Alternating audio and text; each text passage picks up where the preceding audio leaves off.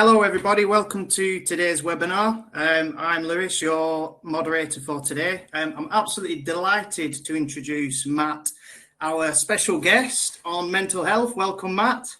Thanks, Lewis. Welcome. And we're also joined by Raj today, who's our in-residence E-Days mental health first aider.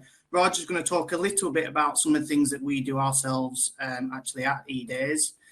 Please do ask any questions in the chat. There's a small chat box on the right. We will answer those as we go. But if you want to save any for the end, we will also do a Q&A with Matt. This webinar is going to be around 25 to 30 minutes long. Over to you, Matt. Thanks, Lewis. And welcome to everybody. Happy Friday to you all. And in case you didn't realise, today is the International Smile Day. So sending a big smile to everybody. I hope you're having an amazing day.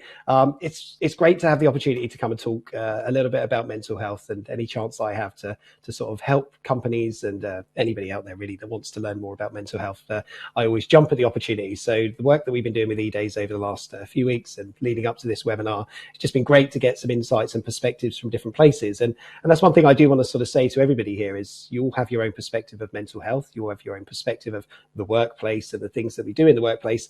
And so just keep on learning and educating yourself around all these topics. They are really useful ones to get your mind wrapped around. Just a brief introduction to me, because I think it's useful for people to know a little bit about me and my motivations. I own a business called Simpila Mental Health, and we're partnering with E-Days for this webinar today. And Simpila was created when I went through my own corporate changes, I guess, is probably the best way to look at it. I lost my job very suddenly. I didn't realize I was mentally unwell at the time, although I lost a job, which then created a lot more challenges. Built a business around supporting other organizations to sort of establish better conversations of mental health. So I do lots of things in this space, working with great partners. I do training.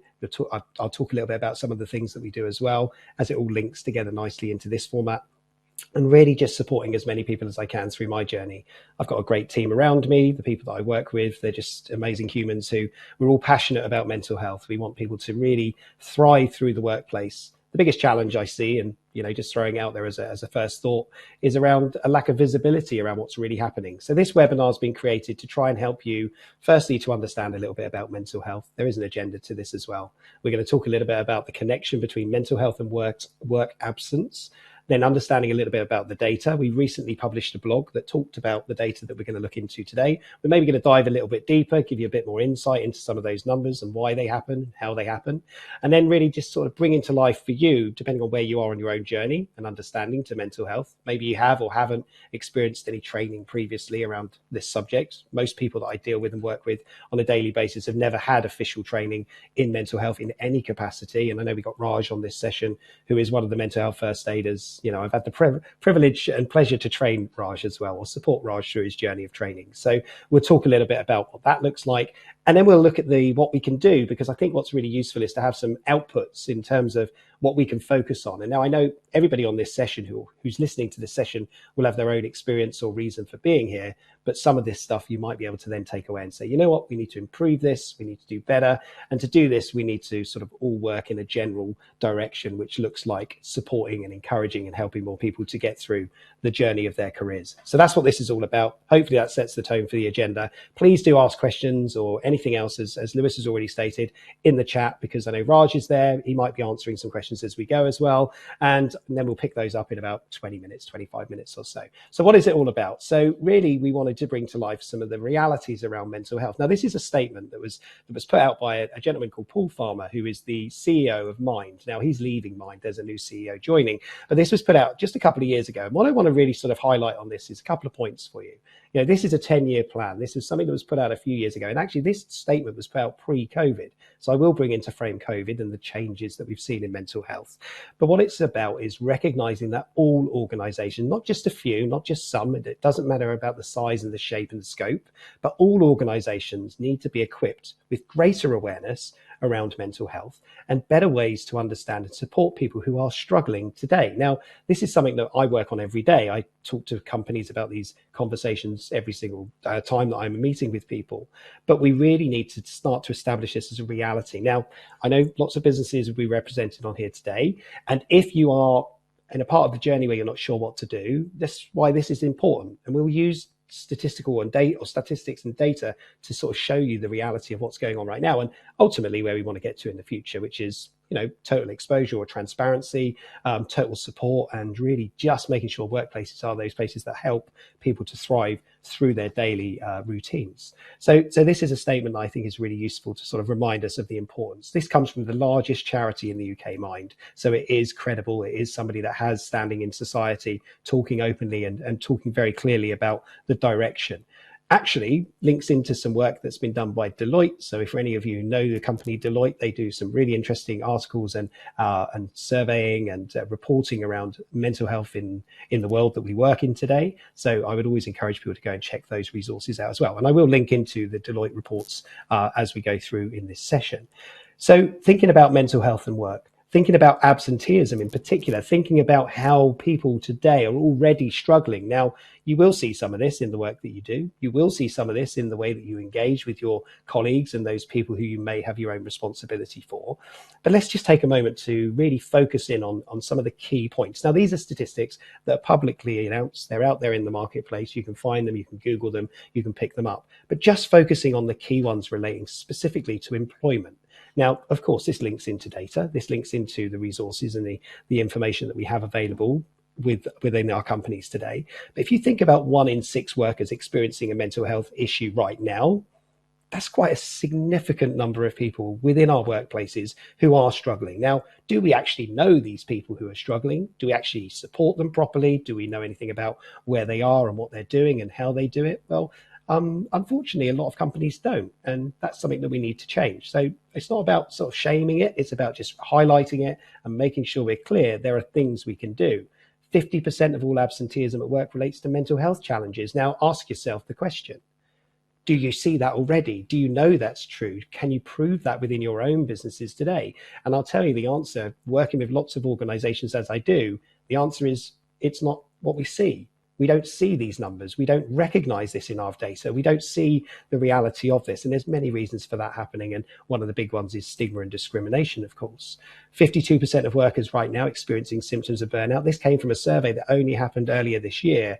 Indeed, and I'm sure everybody's familiar with Indeed. Indeed put out a survey to 14,000 people. Responses to that show that 52% of those people are currently experiencing symptoms of burnout, which links into many other factors that we could overlay to give us sort of reasoning why this is happening. The pandemic has created a lot of challenges. We've worked harder, we've pushed ourselves harder, we keep on continuing to raise the stress levels, and when we do that, the risks of things like burnout become much greater. In some of the work that we do with clients today, we talk openly about the risks between stress and burnout. And I know there's a future workshop session that's coming up specifically to cover off burnout in the next few weeks or so. So please keep an eye out for that. It's so important. And really, the big thing is it costs a lot of money for mental health issues. Mental health is climbing. Mental health is growing. More people are struggling with mental illness than ever before. And it's costing employers a significant amount of money. As you can see, £56 billion a year in cost to employers. Now, this is a staggering number when we break it down. If you invest, and this is a key point, and this came from the Deloitte report, if you invest in mental health in the workplace, if you really put in place preventative and proactive measures to support people earlier, the return on investment is for every £1 spent, £5.30 back. Now, that would make perfect sense if you were investing your own money into a bank, if you were making that much of a return. But that's what we have to remind ourselves, is investing in these programs or support mechanisms or the data in the way that we can see it is going to be really beneficial for the future. We have to do it. 2 in 5 people in the workplace, according to Mind right now, are struggling. And that's sort of overlaying other statistics that we're starting to see change. These statistics might have been around for a little while. We know that the future doesn't currently look like it's going to improve anything. If anything, we already know that those challenges are already embedded within workplaces today, which really brings us to the point of saying visibility and transparency of what's really happening is so critical. In a work market where we've got problems with recruitment, where we've got problems with retaining, we need to start to understand what's going on with those people we already have. And for those of you who manage people or have recruited people in your roles, think about, we don't employ people to break them and lose them. We employ people because we want them to come in and do a great job for us, and we want them to stay with us. If we invest in the people, which means a lot of different investments, and I don't just mean giving them more money, if we are investing in the people, it means we're looking after them, we're taking care of them, and we're supporting them when they're struggling. And by the way, these statistics all line up towards the direction that at some point it's highly likely we're all going to struggle at some way, somehow, and so on. So please take notice. And I know, I'm sort of preaching towards you with these thoughts, but please, again, if you've got any comments or you want to put anything into the chat, please feel free to do so, because your perspectives are so valuable in these conversations as much as us sharing what we know and what we see. So in terms of the data, now we put out some information, and the 3 points on the left-hand side are the pieces that came with the blog that we shared previously. But in terms of the data, I want to sort of overlay it with a couple of other points. Now, on the right-hand side, you can see that there's some information that goes back. It only goes up to 2018 on this data slide.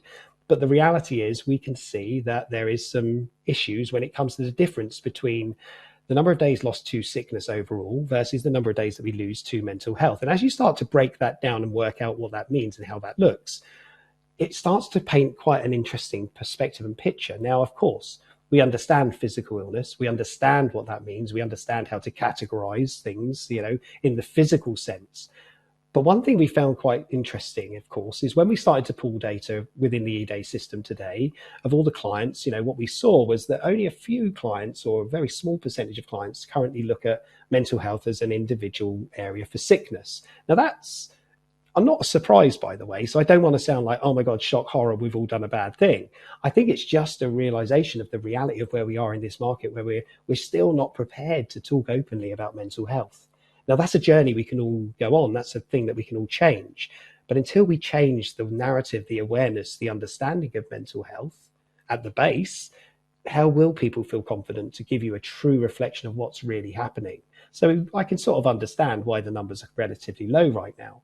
What would be an ambition, of course, is that everybody in the future is recording every illness or sickness day as what it is, rather than people pretending that things are okay. And I'm just struggling a bit with a sore throat or a virus at the moment, when they're really struggling with maybe stress or anxiety or depression. So we need to build a better culture around that. And as you can see on there, the average number of days for mental health absence is significantly more than that for non-mental health issues, physical health issues. So if we learn to capture data relevant to exactly what's happening across the board for all organizations, we can now start to paint that picture. How many people really are struggling with mental health in the workplace? Is it 1 in 6, or is it worse than 1 in 6? And I'm sorry to say, I think it's probably going to be worse. But the reality is we need to see it. Now, to see it, we need to build programs that help to see it. Because why would people want to open up if they're struggling? Why would they want to tell people, I don't know what to do, and I'm worried about my future opportunities and what's going to happen to me, in the workplace? But we need to build confidence. And when you see that last statistic on there, which I think is really relevant, by the way, those people who do struggle with mental ill health and then go off sick, they are highly likely to have a regression back into some of that sickness if they're not supported properly. Now, that's why we're seeing people go off more frequently when they're struggling with things like depression or anxiety. But imagine if we're more supportive early. Imagine if we're proactive in the way that we use data and information, so we can maybe even forecast times of the year where things might start to change for people. Just an example, we're just coming out of summer, long daylight hours. It's been quite nice. The weather's been pretty good. If not, I guess it's been quite hot at times. But the reality is we're now going into those darker months, the harder months. These are hard months for a lot of people. Overlay that with what's going on in the press and the media all the time, what's going on at central government, and all the other wonderful factors of negative thinking. And the reality is it's going to be a hard winter for all of us. Mentally, it's going to be very difficult in many ways, whether that's because of the limitations to the daylight hours, whether that's the increase in the cost of living, and so on. So data is really important. I genuinely do feel this is the answer to how we can help support better people, or people better, is by really establishing exactly what's going on. At the moment, we're just not seeing it. We just are not seeing it. Now, that's the key. So for all of you that don't have access to data around this or reporting around this, maybe think about how can we increase that or improve that in the future. Because as we move into the piece around understanding mental health, what I want to really try to build with all of you, and we'll do this in the next slide. There's only one more slide after this anyway. But just to say, we want to create an environment and a world that we work in that really embraces mental health as a core part of the wellbeing program. Now, In the past, well-being's been very much looked at from a physical perspective, not always connecting it to the emotional or psychological impacts that we go through every single day. Stress is a big part of our daily routines, if you realize it or not, but it is a really important one to make sure we're clear on. Because every day we come to work and we're asked to do tasks, we're asked to perform. And what we need to do is firstly understand that that will impact our mental health. Some people thrive because they love their job, they're passionate, they're enjoying what they do. Some people struggle because they're not sure what they're doing, or they maybe don't have the resources, or they're limited in the work and the time that they have to do the work that's being put upon them. But we need to establish a better relationship with mental health at the base. And that's where a lot of companies today I see are struggling, because they don't have the baseline down. Awareness across the board, not just for those individuals like Raj, who might be a mental health first aider, or those in businesses who have a small education around what mental health is. It's imperative that every single person has this as part of their education within the workplace. Because when things change, that's when we want to be able to get the support through the workplace. Maybe it is something that relates specifically to a job, but also we're in a world now where blurred lines between home and life and work are really happening. I'm sat in my house at the moment. I know Lewis's, I know Raj's, and we're in a different environment to where we were 2.5, 3 years ago. We need to embrace better working methods. We need to incorporate better practices around openness to how we really feel.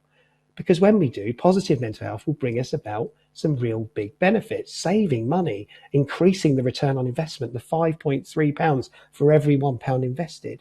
Surely it's a worthwhile investment. I'm not here to try and give you too many justifications, because I think it makes sense itself. But the key is, when people feel supported for their mental health at work and they're able to talk openly and they're able to say, today I'm struggling, we help them to realize their full potential. They cope with the stresses of life every day, because you know what? Stress management isn't just about one day of a week. It's not just Friday night when you can relax because now I don't have to go to work for 2 days, or whatever your work patterns look like. Stress management is about taking care of your stress every single day.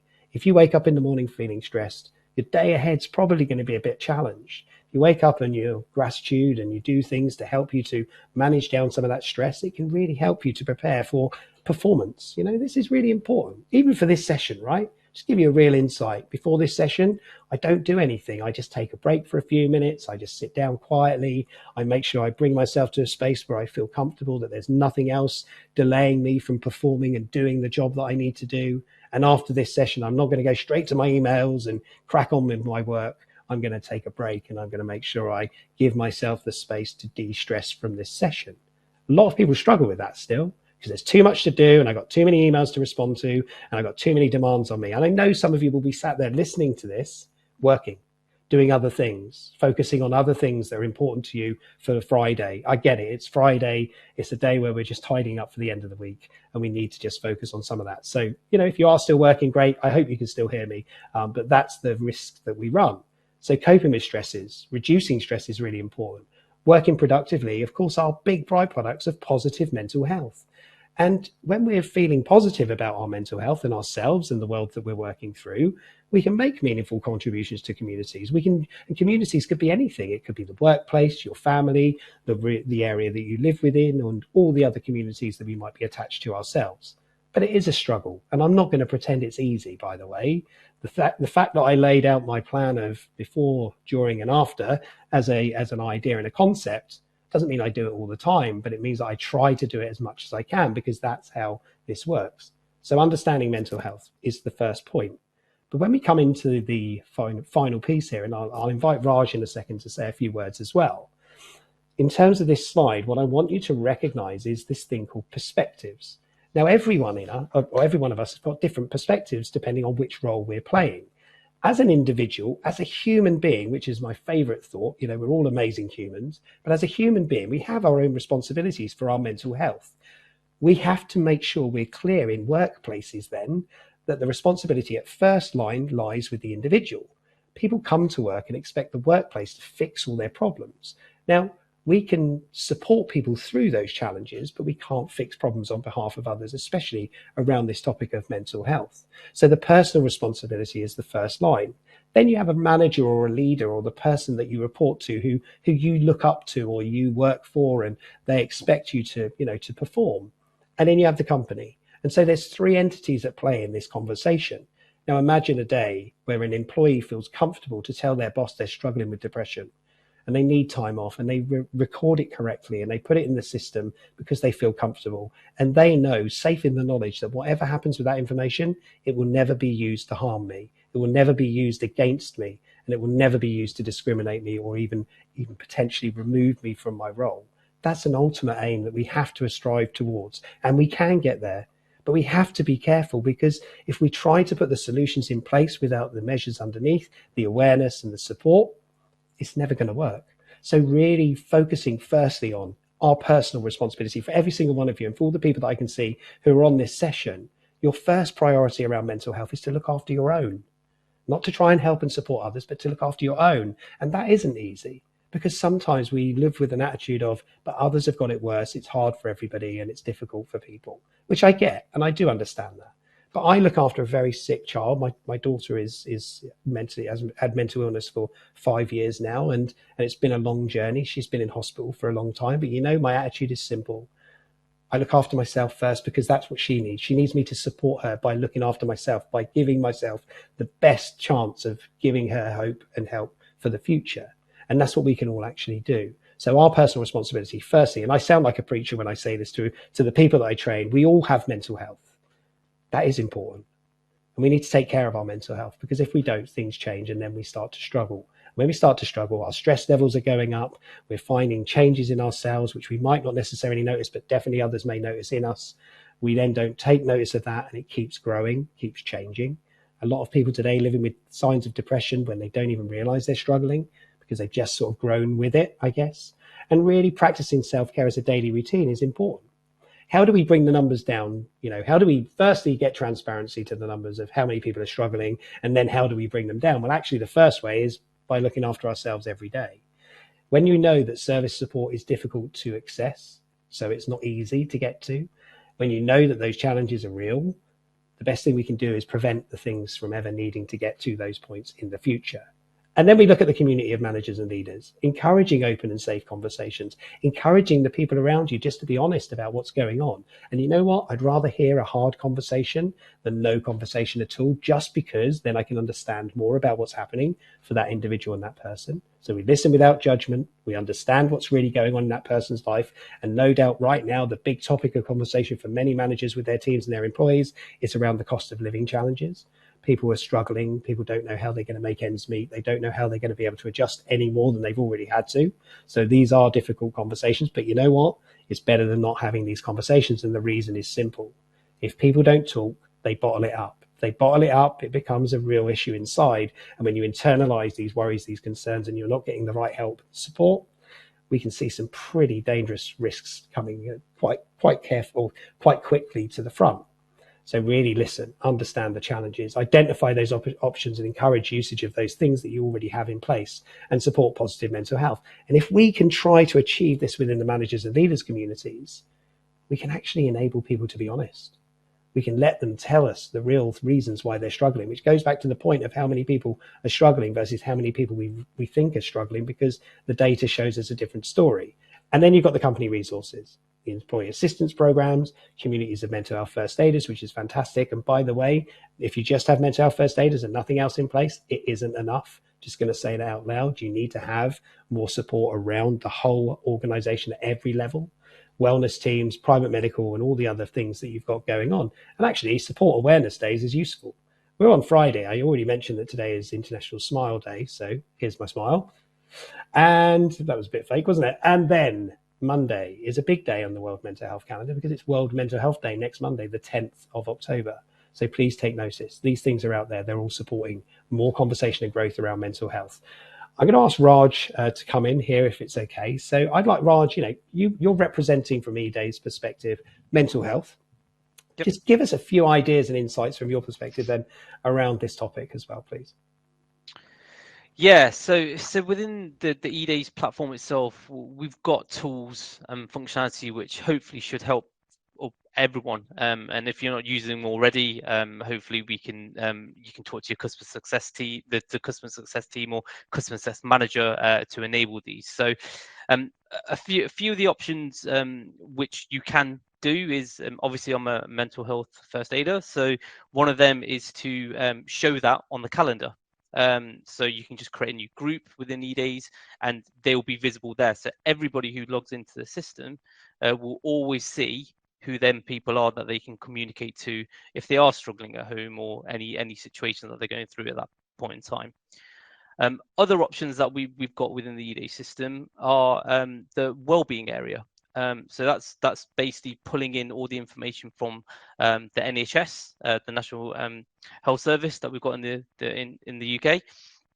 And that just gives lots of information and detail about healthy living, sleeping, eating well, quitting smoking, all sorts of things. And from a personal experience, I actually looked at that website and looked at all of the information about exercise, and I've actually lost about half a stone at the moment. So it's really benefiting me just by that free resource that eDays has provided. Other options that we've got as well, and we can explore these a lot more with your customer success manager, as I've said, are in regards to alerts. So one is a remaining balance alert that we can enable. So at stages throughout the year of a calendar year, you can send out an email that gets sent to every employee in the business to tell them how much remaining balance they've got in the system. Now that will just help them to understand how much leave they've got, and it will then trigger them to go and book that leave into the system. So again, just making sure that just not getting burnt out and just not using up their holidays. Another one is in regards to occurrences. So when you can see somebody's been on a certain type of absence an X amount across the 12-month period, then again, you can look into that. You can discuss that with that employee and just make sure that they're okay in themselves. Again, all of this information with the well-being stuff and the alerts can be sent to the manager as well. So again, they can understand a little bit more about well-being for that particular person, how they can help support that person to hopefully get back to work quicker. And obviously, you've got the return to work form processes in eDays as well, which also will allow them to have that conversation with that person just to make sure that they're okay and they are fit to come back to work as well. So thank you, Matt. Brilliant stuff. No, really useful and great insights as well. I think it's useful for you to, give the perspective of eDays. It's a company that looks after its employees as much as it is a business that has products that help clients and so on. So, that's what I find fascinating. And, I don't know if anybody does have questions. I'll sort of open it up in a second as well. Please do feel free to pop any questions in there. I think, the most important thing for me to say through this is, we all have a role to play in this. Okay. So I don't know what your roles are. I can see names. I can't see who you are and where you work and what you do. But every one of us has a role to play in this conversation around mental health from different perspectives, as I've always said, whether that's as a worker or as a manager or as a leader or as an employee or even as a family member or somebody that, is struggling outside of the workplace. Mental health doesn't stop because we come to work. And that's something we all need to remind ourselves of. Mental illnesses are exactly that. They are illnesses. They are not life choices. They have to be recognized and valued in the same way that we would physical illnesses. So let's start making sure we're clear on the expectations and how we support others. Because, my role in life is simple now. It's to raise awareness. It's to support people as much as I can through conversations. And I know that's exactly the ambition and goals for all of you in the roles that you're playing. So let's make that magic happen. Lewis or Raj, any questions, anything that you want to talk about? We've sort of done the end of the presentation. That was pretty good timing, actually. I think we did it pretty well, right? I think you managed to get to the second there, Matt. I'm quite impressed with that. I just wanted to share a couple of things that we've got coming up as well with eDays. So this is the first of a series of webinars that we're going to be running for existing customers and also for non-customers.